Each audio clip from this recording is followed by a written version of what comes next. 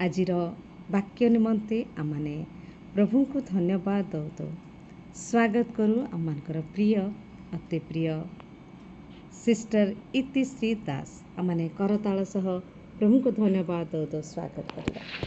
Praise the Lord sister.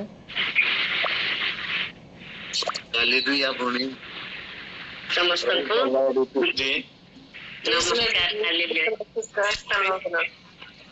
ନମସ୍କାର। ସୁନ୍ଦର ସୁଯୋଗ ପାଇଁ ପ୍ରଭୁଙ୍କର ମହାନ ନାମକୁ ଧନ୍ୟବାଦ ଦେବା ସଙ୍ଗେ ସଙ୍ଗେ ମୋର ପ୍ରତ୍ୟେକ ଭାଇ ଭଉଣୀ ମାନଙ୍କୁ ମୋର ଜୀବନର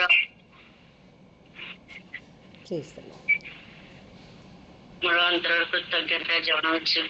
ପ୍ରଭୁ ଆମ ପ୍ରତ୍ୟେକଙ୍କୁ ଆଶୀର୍ବାଦ କରନ୍ତୁ। ଆଜିର ଏ ସମୟ ତାଙ୍କର ଦାନ ଏବଂ ଗତ ରାତ୍ରି ସେ ଆମ ପ୍ରତ୍ୟେକଙ୍କୁ ଦୟା ଅନୁଗ୍ରହ କଲେ ଆଉ ସୁନିଦ୍ରା ଦେଲେ। ସୁନ୍ଦର ପ୍ରାତଃ କାଳରେ ତାଙ୍କର ଉପାସନା କରିବା ପାଇଁ ତାଙ୍କ ଚରଣ ତଳେ ଆମ ପ୍ରତ୍ୟେକଙ୍କୁ ସୁଯୋଗ ଦେଇଛନ୍ତି। ପ୍ରଭୁଙ୍କର ନାମକୁ ଗୌରବ ଦଉଛି। ଅନେକ 2-3 ଦିନର ଅନେକ ବ୍ୟସ୍ତତା ଭିତରେ ମଧ୍ୟ ପ୍ରଭୁ ଯେତେବେଳେ ମତେ କାଲି ରାତିରେ ମୁଁ ଶୋଇଲା ବେଳେ ଚିନ୍ତା କରୁଥିଲି, ପ୍ରଭୁ ଆଉ ଏତେ ସମୟ ଏତେ ବ୍ୟସ୍ତତା ଭିତରେ 2-3 ଦିନ କଟିଲା, ଆଉ ତୁମେ କଥା କୁହ। ଆଉ ସୁନ୍ଦର ଭାବରେ ପ୍ରଭୁ ମଧ୍ୟ ମତେ ପ୍ରାତଃ କାଳରେ ଉଠେଇ ଦେଲେ। ପ୍ରଭୁଙ୍କର ମହାନାମକୁ ଧନ୍ୟବାଦ ଦିଏ। ଆଉ ଗତ ହପ୍ତାହ ମାନେ ପ୍ରତ୍ୟେକ ଈଶ୍ୱରଙ୍କର ସେଇ ପ୍ରଭୁ ଯୀଶୁ ଖ୍ରୀଷ୍ଟଙ୍କର ମୃତ୍ୟୁ ଦିବସ ଏବଂ ପୁନରୁତ୍ଥାନକୁ ଆମେ ସମସ୍ତେ ଖ୍ରୀଷ୍ଟ ବିଶ୍ୱାସୀ ହିସାବରେ ମାନେ ପ୍ରତ୍ୟେକ ସ୍ମରଣ କରିଛୁ। ଆଉ ପ୍ରଭୁ ଆମକୁ ସ୍ମରଣ କରାଇ ଦେଇଛନ୍ତି। ବର୍ଷ ପରେ ବର୍ଷ ଏହି ପ୍ରକାର ଭାବରେ ଆମେ ଦିନ ଦିନ କାଟୁଛୁ, ସେ ସବୁ ଶୁଣୁଛୁ।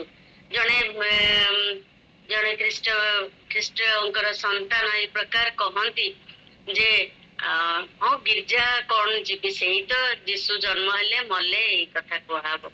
କିନ୍ତୁ ଆମେ ପ୍ରତ୍ୟେକ ଶୁଣୁଛୁ ପ୍ରଭୁ ଆମମାନଙ୍କୁ ପ୍ରତ୍ୟେକ ଦିନ ସ୍ମରଣ କରାଇ ଦଉଛନ୍ତି ଯେ ସେ ଆମମାନଙ୍କ ପାଇଁ ଆମମାନଙ୍କୁ ଏ ପ୍ରକାର ପ୍ରେମ କଲେ ଯେ ସେ ଆମମାନଙ୍କ ପାଇଁ ନିଜର ଜୀବନକୁ ଦେଲେ ଏବଂ ଆମମାନଙ୍କ ପାଇଁ ସେ ମୃତ୍ୟୁରୁ ଉଠିଥିଲେ। ଏହାକୁ ଆମେ ସ୍ମରଣ କରୁ କରୁ ତାଙ୍କର ନିକଟବର୍ତ୍ତୀ ହଉ ପ୍ରତ୍ୟେକ ଦିନ। ଏଇ 2ଟି ପଦ ମୁଁ ଅତି ଜଣାଶୁଣା ପରିଚିତ ପଦ ମୁଁ ପାଠ କରିବି। ହେଲା ଯୋହନ 3:16 ପଦ, ଆଉ ଗୋଟେ ହେଲା ପ୍ରଥମ ତିମୋଥୀ 2:6। ଯୋହନ ତାର 3:16 ଆମ ସମସ୍ତଙ୍କର ଅତି ପରିଚିତ ମୁଖସ୍ଥ। କାରଣ ଈଶ୍ୱର ଜଗତକୁ ଏଡ଼େ ପ୍ରେମ କଲେ ଯେ ସେ ଆପଣାର ଅଦ୍ୱିତୀୟ ପୁତ୍ରଙ୍କୁ ଦାନ କଲେ, ଯେପରି ଯେ କେହି ତାହାଙ୍କ ଠାରେ ବିଶ୍ୱାସ କରେ ସେ ବିନଷ୍ଟ ନ ହୋଇ ଅନନ୍ତ ଜୀବନ ପ୍ରାପ୍ତ ହୁଏ। ଦ୍ୱିତୀୟ ପଦଟି ହେଲା ପ୍ରଥମ ତିମୋଥୀର 2:6 ପଦ। ପ୍ରଥମ ତିମୋଥୀ 2:6 ସେ ସ୍ଥାନରେ ପ୍ରକାର ଲେଖାଯାଏ, ସେ ସମସ୍ତଙ୍କର ମୁକ୍ତିର ମୂଲ୍ୟ ସ୍ୱରୂପେ ଆପଣାକୁ ଦାନ କରି ଯଥା ସମୟରେ ସେଥିର ସାକ୍ଷ୍ୟ ଦେଇଅଛନ୍ତି। ଏଇ 2ଟି ପଦ ଆମମାନଙ୍କୁ ପ୍ରଭୁ ବୁଝିବାରେ ସାହାଯ୍ୟ କରନ୍ତୁ। ଅନେକ ଥର ଆମେ ପଢିଛୁ, ଆମେ ଶୁଣିଛୁ, କିନ୍ତୁ ଆଜି ପ୍ରାତଃ କାଳରେ ପ୍ରଭୁ ଆମମାନଙ୍କୁ ଏଇ ପଦ ଦେଇକି କିଛି କହିବାକୁ ଚାହାନ୍ତି। ଯେତେବେଳେ ମୁଁ ମୋ ନିଜ କଥା କହେ, ଏଇ କାରଣ ଈଶ୍ୱର ମୁଖସ୍ଥ କରିକି କହୁଥିଲି, କିନ୍ତୁ ବର୍ତ୍ତମାନ ଯାଏ ବି ପ୍ରଭୁ ମତେ ତାର ଅର୍ଥକୁ ବୁଝଉଛନ୍ତି। ଆଉ ପ୍ରଭୁ ଆଜି ମଧ୍ୟ ଆମମାନଙ୍କୁ କଥା କହିବାକୁ ଚାହାନ୍ତି। ପ୍ରଭୁ ଆମମାନଙ୍କୁ ସ୍ଥିରତା ଦିଅନ୍ତୁ ଏବଂ ଶୁଣିବାର କର୍ଣ୍ଣ ଦିଅନ୍ତୁ, ଯେମିତି ପ୍ରାତଃ କାଳରେ ତାଙ୍କର ରବକୁ ଆମେ ଶୁଣିପାରିବୁ। ଆଜିର ଚିନ୍ତାର ବିଷୟବସ୍ତୁ ଏହି ପ୍ରକାର ଭାବରେ ରଖିଅଛି ପ୍ରସଙ୍ଗ ଯେ ଏକ୍ସଚେଞ୍ଜ ଅଫର।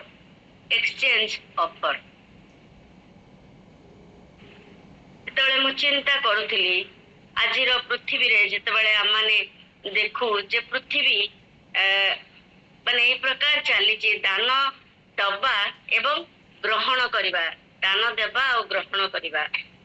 विषय आम मानकर पृथ्वी रे नियम नियम माने आद्यरू देखिचु वर्तमान मध्य से चली जेतेबेले ईश्वरंकर सृष्ट गछ पत्र को आमने देखू से माने कार्बन डाइऑक्साइड छाड़ती नियंती एवं ऑक्सीजन को छाड़ती जो ऑक्सीजन की आम मानकर निश्वास नेबारे साहाय्य करे जदि ऑक्सीजन बिना आमने रही अनेक समय आमने देखू जो माने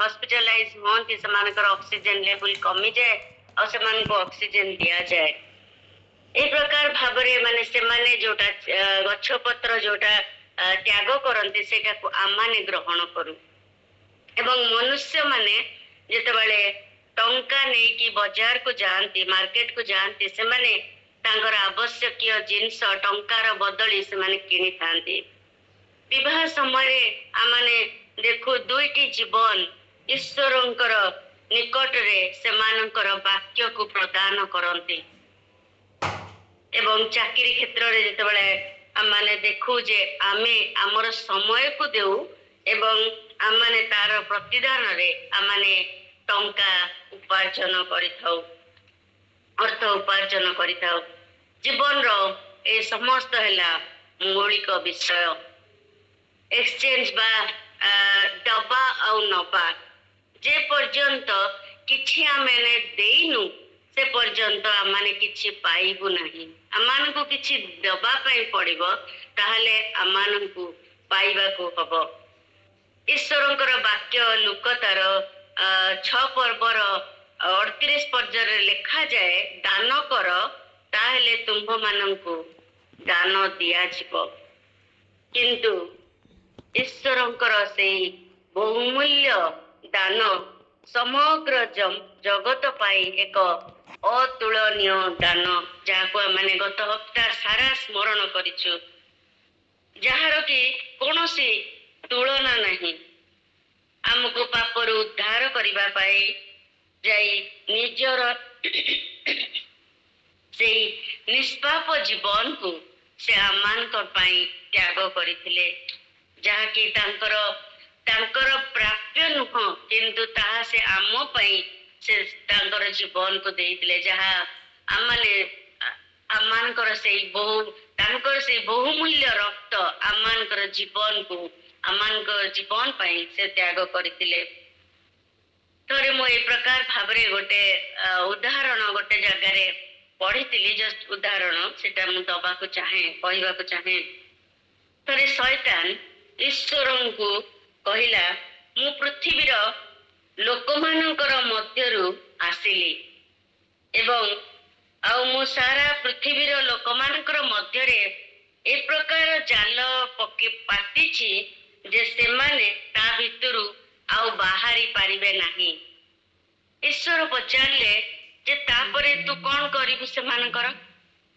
शैतान ताको उत्तर दउछि ईश्वर को उत्तर दउछि जे मो पाई एहा एक मजार समय मु सेमाननको शिक्षा देइछि कि परस्पर को घृणा करिवो निशासक्त हेबो परस्पर सहित कलह करिवो विवाह करिवो छाड़पत्र देवो नरहत्या करिवो परस्पर को हिंसा करिवो जहा कि शैतान रो गुण गुड़िक देश देश विरुद्ध रे युद्ध आउ एही सबु करी सेमाने मध्य बहुत आनंद पाउछन्ति ईश्वर ताको पचारुछन्ति एही समस्त कार्य शेष हेले तू सेमानकर कौन करिबु शैतान ईश्वर को उत्तर दउछि मु सेमानंकु मारी देबी ईश्वर कहिले मोर लोकमानंकु छाड़ी देबा पाई तू केते अर्थ नेबु शैतान कहिला तुमे एही प्रकार लोकमानंकु ने कौन करिवो सेमाने तो भलो लोक नुहंती सेमाने तुमको घृणा करिवे तुमर कथा को मानिबे नाही ईश्वर शैतान को कहउचंती तू केते अर्थ नेबु कह शैतान कहउची जे ईश्वर कर आड़े दृष्टिपात करी कहिला तुमर जीवन संगे संगे ईश्वर मृत्यु द्वारा तांकर से अर्थ ଆମମାନଙ୍କ ପାପର ମୁକ୍ତି ପାଇଁ ସେ ଦାନ କଲେ, ଯେପରି ଏ ସମସ୍ତରୁ ଆମମାନେ ଉଦ୍ଧାର ପାଇବୁ। ତେବେ ମଧ୍ୟ ଆଜିର ପୃଥିବୀକୁ ଆମମାନେ ଯେତେବେଳେ ଦେଖୁ, ଏସବୁ ଏ ପ୍ରକାର ଭାବରେ ମନୁଷ୍ୟ ଭିତରେ ଆଉ ସମସ୍ତ ବିଷୟ ଗୁଡିକ, ଶୈତାନର ବିଷୟ ଗୁଡିକ ଦିନକୁ ଦିନ ବୃଦ୍ଧି ପାଉଛୁ। ଯେତେବେଳେ ଗତ ଦିନ ମାନଙ୍କରେ ଆମମାନେ ସମସ୍ତେ ସେ କାଶ୍ମୀର ଘଟଣା ମଧ୍ୟ ଶୁଣୁଛୁ, କି ଭୟଙ୍କର ଅବସ୍ଥା ଚାରିଆଡେ ଦେଖୁଛୁ। ଆମମାନେ ଈଶ୍ୱରଙ୍କର ପ୍ରେମକୁ ସ୍ମରଣ କରୁଛୁ, କିନ୍ତୁ ଏ ସମସ୍ତ ମଧ୍ୟ ଆମମାନଙ୍କର ଚତୁଃପାର୍ଶ୍ୱରେ ଘଟୁଛି। ଆଜି ପ୍ରଭୁ ଆମମାନଙ୍କୁ ସୁଯୋଗ ଦେଉଛନ୍ତି, ସମୟ ଦେଉଛନ୍ତି, ଯେମିତି ଆମମାନେ ତାଙ୍କର ସେଇ ବହୁମୂଲ୍ୟ ପ୍ରେମର ବିନିମୟରେ ସେ ଆମଠାରୁ କଣ ଚାହାନ୍ତି ତାହାକୁ ଆମମାନେ ସ୍ମରଣ କରୁ। ଏହା ଆମ ପାଇଁ ସବୁଠାରୁ ପ୍ରେସିୟସ୍ ଗିଫ୍ଟ, ଯେ ସେ ଆମମାନଙ୍କ ପାଇଁ ଜୀବନ ଦେଲେ। ଏ ପ୍ରକାର ଗିଫ୍ଟ ଆମମାନଙ୍କୁ ଜଗତରେ କେହି ଦେଇନାହିଁ। ଆମେ ଗିଫ୍ଟ ଦଉ ଅନ୍ୟମାନଙ୍କୁ, ଯିଏ ଆମମାନଙ୍କୁ ଗିଫ୍ଟ ଦେଇଛି ସେ ଆମେ ତାକୁ ଦଉ। ଏକ୍ସମସ୍ ଟାଇମରେ ଆମେ କେକ୍ ନେଇକି ଯାଉ, ଯୋଉମାନେ ଆମକୁ ଦିଅନ୍ତି ଆମେ ସେମାନଙ୍କୁ ସେଟାକୁ ଫେରେଇ ଥାଉ, କେକ୍ କୁ ଦେଇଥାଉ। କିନ୍ତୁ ଯିଏ ଆମମାନଙ୍କୁ ଦିଏ ନାହିଁ ତାକୁ ଆମେ କେତେ ଦଉ। କିନ୍ତୁ ପ୍ରଭୁ ଆମମାନଙ୍କ ପାଇଁ ତାଙ୍କର ସେଇ ବହୁମୂଲ୍ୟ ରକ୍ତ, କୌଣସି ବିଷୟ ସେ ମାଗନ୍ତିନି, କେବଳ ଆମମାନଙ୍କର ଜୀବନକୁ ସେ ଇଚ୍ଛା କରନ୍ତି, ଯେମିତି ଆମେ ସମ୍ପୂର୍ଣ୍ଣ ଭାବରେ ତାଙ୍କର ଠାରେ ଲାଗି ରହିବୁ। ଆମକୁ ସେଇ ଜୀବନର ସେଇ ଦାନର ଅର୍ଥ ବୁଝିବାକୁ ସେ ଆଜି ଆମମାନଙ୍କୁ ସାହାଯ୍ୟ କରନ୍ତୁ। ଆମମାନଙ୍କୁ ତାହା ସେ ଅର୍ଥକୁ ବୁଝିବାକୁ ପଡିବ। ଅନେକ ସମୟ ଆମମାନଙ୍କର ହାତରୁ ଗଲାଣି, ଆମେ ଜାଣିନୁ ଯେ ଆଜି ଆମମାନଙ୍କ ପାଇଁ ଗୋଟିଏ ମୁହୂର୍ତ୍ତ ପରେ କଣ ଅଛି। କିନ୍ତୁ ପ୍ରଭୁ ଆଜି ଆମକୁ ସୁଯୋଗ ଦଉଛନ୍ତି ସେଇ ଅର୍ଥକୁ ଆମେ ବୁଝିବୁ ଏବଂ ଜୀବନକୁ ତାଙ୍କୁ ଦାନ କରିବାକୁ ପଡିବ। କେତେ ସୁନ୍ଦର ଭାବରେ ଆମେ ଗୀତ ଗୁଡିକ ଶୁଣୁଥିଲୁ। ମୁଁ ଏତେ ପ୍ରଭୁ ମତେ ସାହାଯ୍ୟ କରୁଥିଲେ ତାର ଅର୍ଥ ବୁଝିବା ପାଇଁ। ଆଜି ପ୍ରଭୁ ଆମ ପ୍ରତ୍ୟେକଙ୍କୁ ଆଶୀର୍ବାଦ କରନ୍ତୁ। ଯେତେ ଈଶ୍ୱରଙ୍କର ଦାନ ଗୁଡିକୁ ଆମେ ପାଇଛୁ, ସେ ସବୁକୁ ସ୍ମରଣ କରି ଆମେ କେବଳ ତାଙ୍କର ସ୍ତୁତି ବନ୍ଦନା କରୁ, ତାଙ୍କର ଧନ୍ୟବାଦ କରୁ କରୁ ତାଙ୍କୁ ନିଜର ଜୀବନର ଶ୍ରେଷ୍ଠ ସ୍ଥାନ ଦଉ। ପ୍ରଭୁ ଆମ ପ୍ରତ୍ୟେକଙ୍କୁ ଆଶୀର୍ବାଦ କରନ୍ତୁ। ତାଙ୍କୁ ଜୀବନର ତ୍ରାଣକର୍ତ୍ତା ରୂପେ ଆମମାନଙ୍କୁ ଆମେ ଜାଣିଛୁ। ପ୍ରଭୁ ଆମମାନଙ୍କର ପରିତ୍ରାଣ କର୍ତ୍ତା, ସିଏ ଆମମାନଙ୍କୁ ପରିତ୍ରାଣ କରିଛନ୍ତି ତାଙ୍କର ଜୀବନର ବିନିମୟରେ। କିନ୍ତୁ ଆମେ ଯେମିତି ତାଙ୍କଠାରେ ସମ୍ପୂର୍ଣ୍ଣ ଭାବରେ ବିଶ୍ୱାସ କରି ନିଜର ପାପକୁ ସ୍ୱୀକାର କରି ପ୍ରଭୁ ଆମ ପ୍ରତ୍ୟେକଙ୍କୁ ଆଶୀର୍ବାଦ କରନ୍ତୁ। ଆମେ ରକ୍ଷା ପାଉ, ତାହା ସେ ଆମ ପାଖରୁ ଚାହାନ୍ତି। ଏକ୍ସଚେଞ୍ଜ ଅଫର ହେଲା ଯାହାକି ସେ ଆମକୁ ଯାଚୁଛନ୍ତି, ତାଙ୍କର ଜୀବନ ରକ୍ତର ମୂଲ୍ୟ ଦେଇ ସେ ଆମମାନଙ୍କର ଜୀବନକୁ ଯାଚୁଛନ୍ତି। ସେ ଆମର ଧନ, ଆମମାନଙ୍କର ସମ୍ପତ୍ତି, ଆମମାନଙ୍କର କୌଣସି ବିଷୟକୁ ସେ ମାଗନ୍ତି ନାହିଁ। ଅନେକ ସମୟରେ ଆମେ ଦେଖୁ ଯେ ଆମମାନଙ୍କର ଚତୁଃପାର୍ଶ୍ୱରେ ଯୋଉମାନେ ଜାଣନ୍ତିନି ଈଶ୍ୱରଙ୍କୁ, ସେମାନେ ଯାଚନ୍ତି ଯେ ମୁଁ ଏତେ ସୁନା ଦେବି, ମୁଁ ଏତେ ଟଙ୍କା ଦେବି, ମୋର ଏହା କରିଦେଲେ ମୁଁ ଗୋଟେ ମେଣ୍ଢା ଦେବି। କିନ୍ତୁ ପ୍ରଭୁ ଆମମାନଙ୍କର ସେ ସବୁ ଚାହାନ୍ତି ନାହିଁ। ଦ୍ୱିତୀୟ ବିବରଣୀ ତାର 10 ପର୍ବ 12-13 ଲେଖାଯାଏ, ତାଙ୍କୁ ଭୟ କରିବା ସେ ଶିଖାଇଥିବା ସକଳ ପଥରେ ଆମେ ଯେମିତି ଗମନ କରିବା, ତାଙ୍କୁ ପ୍ରେମ କରିବା, ସମସ୍ତ ଅନ୍ତଃକରଣ ସହିତ ତାଙ୍କର ସେବା କରିବା, ସଦାପ୍ରଭୁଙ୍କର ଆଜ୍ଞାକୁ ପାଳନ କରିବା।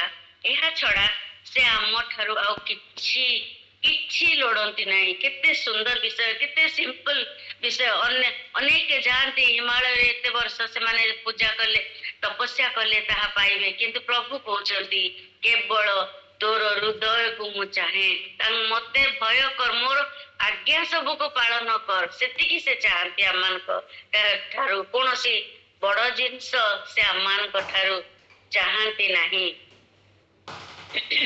ଆମେ ଜଗତକୁ ଆସିନୁ ଯେ ନିଜର ଇଚ୍ଛାରେ ସେ ଆମମାନଙ୍କୁ ଆମେ ବଞ୍ଚିବୁ, କିନ୍ତୁ ସେ ଏ ପର୍ଯ୍ୟନ୍ତ ଆମମାନଙ୍କୁ ଜଗତରେ ରଖିଛନ୍ତି ଯେମିତି ତାଙ୍କର ଉଦ୍ଦେଶ୍ୟକୁ ସାଧନ କରିବା ପାଇଁ।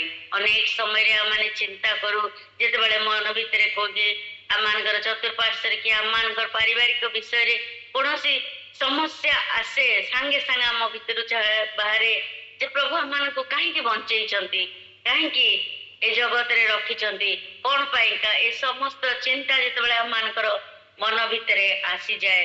କିନ୍ତୁ ପ୍ରଭୁ ଆମମାନଙ୍କୁ ଏ ଜଗତକୁ ଆମମାନଙ୍କୁ ନିଜର ଇଚ୍ଛାରେ ପଠେଇ ନାହାନ୍ତି। ଆଜି ଆମମାନେ ଯଦି ବଞ୍ଚିଛୁ ତାହେଲେ ତାଙ୍କର ଉଦ୍ଦେଶ୍ୟ ସାଧନ କରିବା ପାଇଁ।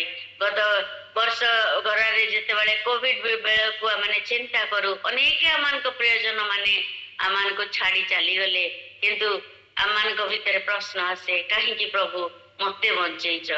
ଆମମାନେ ଯେମିତି ପ୍ରଭୁଙ୍କର ଇଚ୍ଛାକୁ ବୁଝିବୁ, ତାଙ୍କର ଉଦ୍ଦେଶ୍ୟକୁ ସାଧନ କରିବୁ। ଜଗତରେ ଆମମାନଙ୍କର ଚତୁଃପାର୍ଶ୍ୱରେ କେବଳ ଯେତେବେଳେ ଆମମାନେ ଅନଉ, ଚତୁଃପାର୍ଶ୍ୱକୁ ଅନଉ, କେବଳ ଭୟ, ଜଗତ ଆମମାନଙ୍କୁ ଭୟ ଦିଏ, ଆଶଙ୍କା ଦିଏ ସବୁବେଳେ। ଯେତେବେଳେ ଦେଖୁଏ ପ୍ରଭୁ କାହିଁକି, ଜଣେ କାଲି ଆମମାନଙ୍କ ଘରେ ଗୁରୁବାର ପ୍ରାର୍ଥନା ସଭାରେ ଜଣେ ମା କହୁଥିଲେ ଯେ 16 ମେରେ ତାଙ୍କର ଯିବାର ଥିଲା କାଶ୍ମୀରକୁ, ଆଉ ସେମାନେ ଟିକେଟ କ୍ୟାନସଲ କଲେ। ପ୍ରଭୁ ତାଙ୍କର ଲୋକମାନଙ୍କୁ ରକ୍ଷା କଲେ। এই ପ୍ରକାର ଭାବରେ ଭୟଙ୍କର ପରିସ୍ଥିତି ଚାରିଆଡେ, କିନ୍ତୁ ଈଶ୍ୱର ତାଙ୍କର ଲୋକମାନଙ୍କୁ ରକ୍ଷା କରନ୍ତି। କାରଣ ତାଙ୍କର ବାକ୍ୟ କହେ, ପ୍ରଥମ କରନ୍ତି ତାର 6 ପର୍ବର 20 ପଦରେ, ଆମେ ମାନେ ବିଶେଷ ମୂଲ୍ୟରେ କିଣା ଯାଇଅଛୁ ଏବଂ ତାଙ୍କର ଉଦ୍ଦେଶ୍ୟରେ ଆମମାନେ ଯାହା କରୁ ତାଙ୍କର ଉଦ୍ଦେଶ୍ୟରେ କରୁ।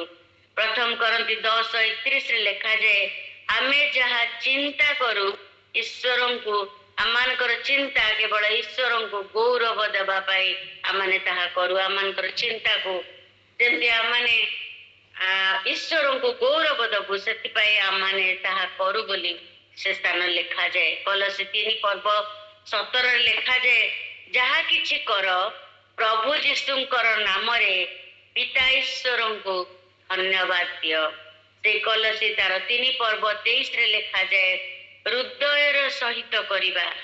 ଅନେକ ସମୟରେ ହଁ ମୁଁ କରିଦେବା, ସମସ୍ତେ କରୁଛନ୍ତି ମୁଁ କରିଦେବି, କିନ୍ତୁ ଆଜି ପ୍ରଭୁ ଆମମାନଙ୍କୁ ସ୍ମରଣ କରୁଛନ୍ତି, ଯାହା ବି ତାଙ୍କ ପାଇଁ କରିବୁ ହୃଦୟର ସହିତ ପିତା ଈଶ୍ୱରଙ୍କୁ ଧନ୍ୟବାଦ ଦେଉ ତାଙ୍କର ନାମକୁ ଗୌରବାନ୍ୱିତ କରି ସମସ୍ତ କାର୍ଯ୍ୟ ଜଗତରେ କରୁ।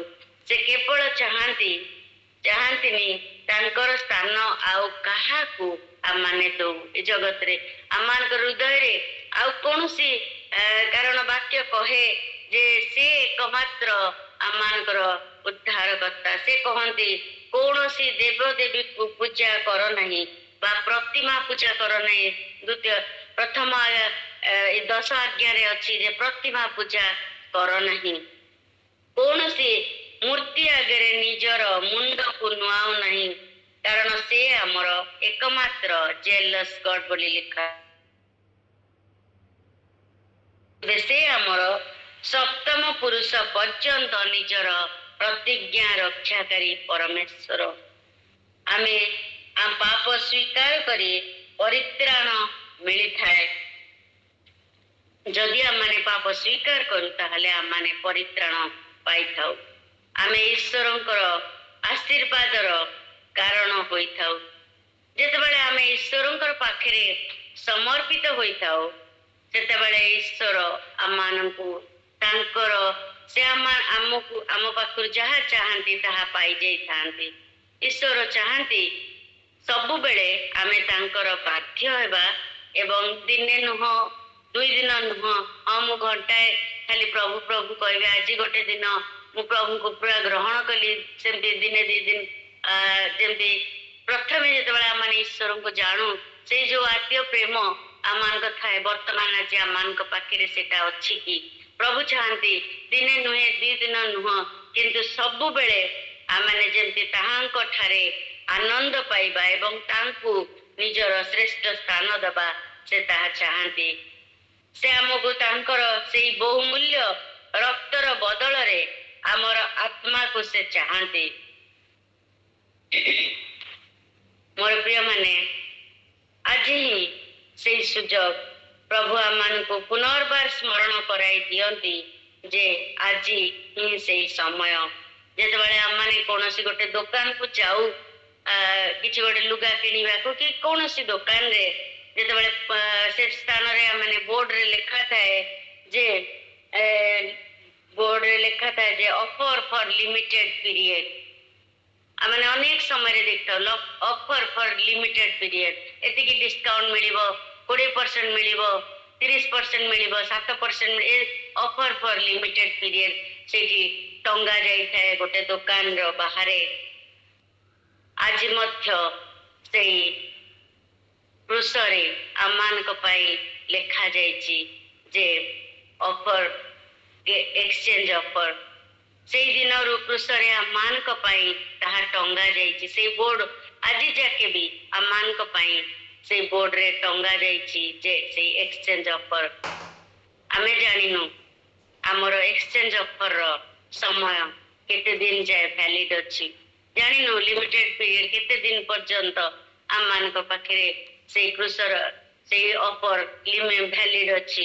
ତେଣୁ ଆସୁ ମୋର ପ୍ରିୟମାନେ, ସମୟ ଥାଉ ଥାଉ ସେଇ ବହୁମୂଲ୍ୟ ରକ୍ତର ମୂଲ୍ୟକୁ ବୁଝିବୁ ଏବଂ ତାଙ୍କଠାରେ ନିଜର ସେଇ ପାପମୟ ହୃଦୟକୁ ଆମମାନେ ସ୍ମରଣ କରୁ, ସମର୍ପଣ କରୁ। ଆମମାନଙ୍କର ପାପମୟ ହୃଦୟକୁ ସେଇ କୃଷ ଉପରେ ଆମମାନେ ତାଙ୍କଠାରେ ସମର୍ପଣ କରୁ ଏବଂ ସେ ଆମମାନଙ୍କୁ ଯାହା ଦେଇଛନ୍ତି ତାହାକୁ ଆମମାନେ ଗ୍ରହଣ କରୁ।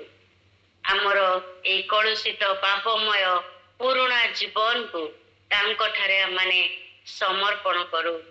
ସମ୍ପୂର୍ଣ୍ଣ ନୂତନୀକୃତ ଜୀବନ ତାଙ୍କଠାରୁ ଗ୍ରହଣ କରୁ। ପ୍ରଭୁ ଆଜି ଆମକୁ, ଆମ ପ୍ରତ୍ୟେକଙ୍କୁ, ଉପସ୍ଥିତ ପ୍ରତ୍ୟେକଙ୍କୁ ଏବଂ ମତେ ମଧ୍ୟ ଏହି ପ୍ରାତଃକାଳର ଚିନ୍ତାରେ ଆଶୀର୍ବାଦ କରନ୍ତୁ ଏବଂ ପ୍ରଭୁ କେବଳ ଗୌରବାନ୍ୱିତ ହୁଅନ୍ତୁ। ପୁନର୍ବାର ଧନ୍ୟବାଦ ଦଉଛି ଯେ ପ୍ରଭୁ ମତେ ଆଜିର ଏହି ସୁନ୍ଦର ପ୍ରାତଃକାଳର ସମୟକୁ ଦେଇଥିବାରୁ ଧନ୍ୟବାଦ ଦଉଛି। ବାକ୍ୟ ତାଙ୍କର ବିଶ୍ୱାସ କରେ ପ୍ରଭୁ ଆଜି ଆମ ପ୍ରତ୍ୟେକଙ୍କୁ କଥା କହନ୍ତୁ। ଧନ୍ୟବାଦ ଦଉଛି। ଆମେନ୍, ଆମେନ୍, ଆମେନ୍।